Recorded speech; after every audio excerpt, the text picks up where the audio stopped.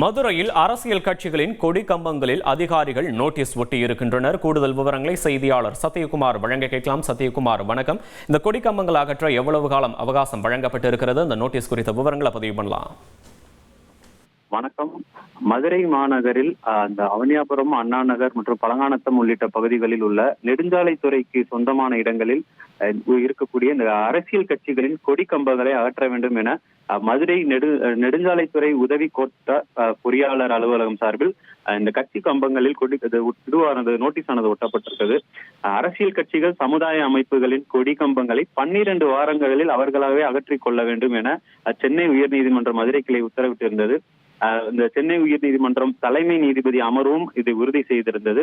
இதனைத் தொடர்ந்து நெடுஞ்சாலைத்துறை அதிகாரிகள் தற்போது இந்த மாதிரி அவனியாபுரம் பகுதிகளில் உள்ள நெடுஞ்சாலைத்துறைக்கு சொந்தமான இடங்களில் வைக்கப்பட்டுள்ள இந்த கொடி கம்பங்களில் இந்த நோட்டீஸ்களை தற்போது ஒற்றியுள்ளனர். அதாவது 12 வாரங்களில் அவர்களாகவே அகற்றிக் கொள்ள வேண்டும் என இந்த நீதிமன்றம் உத்தரவு பிறப்பிக்கப்பட்டிருந்தது குறிப்பிடத்தக்கது. விவரங்களுக்கு நன்றி சத்யகுமார். உங்கள் தந்திவன் தொலைக்காட்சியில் தெனாலிராமன் தினமும் மாலை 6 மணிக்கு காண தவறாதீர்கள்.